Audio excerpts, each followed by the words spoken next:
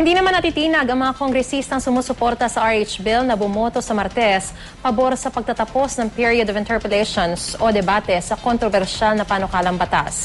May ulat on the spot si Jam Cesante. Jam? Yes, Marie, sa kabila ng malawakang oposisyon ng Simbahang Katoliko sa Reproductive Health Bill, tiwala ang mga kinatawa ng Makabayan Bloc sa Kongreso na kinabibilangan ng Gabriela, Bayan Muna, Anak Pawis, Kabataan at ACT Teachers Party List na mayorya ng mga kongresista ay boboto pabor sa pagwakas ng period of interpellation sa Martes. Sa isang press conference, sinabi ng mga militanteng mambabatas na mahalaga ang magiging botohan sa Martes dahil malalaman dito kung usad ba ang RH Bill sa Kamara o kung maisasantabi na lang ito dahil prioridad na ang budget deliberation. Dapat daw ay wakasan na ang mga debate sa RH Bill dahil paulit-ulit na ang mga tanong at nagiging paraan na lang ang interpellation para i-delay ang botohan sa mismong panukala.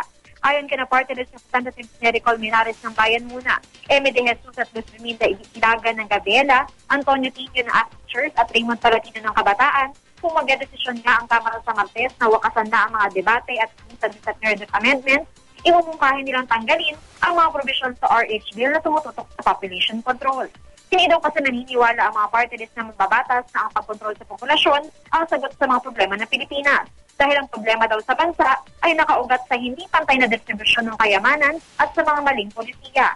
Sa halip na population control, dapat daw nakatutok ang RH Bill sa pagbigay ng serbisyong kalusugan at pagbigay ng tamang impormasyon sa kababaihan at kabataan. Sinagot din ni Colmenares ng pahayag kahapon ng isang katolikong obispo na ang contraception ay korupsyon. Aniya, hindi maituturing na korupsyon o misuse of public funds ang paggaan ng pondo para sa comprehensive health care sa mga kababaihan at kabataan. Ayon sa mga batas, mahalaga na maipasa agad ang RH Bill para maparami na ang skilled health workers at reproductive health medicine and equipment sa iba't ibang bahagi ng bansa. At yan muna ang data mula dito sa Quezon City. Maris? Maraming salamat, Jam Cesante.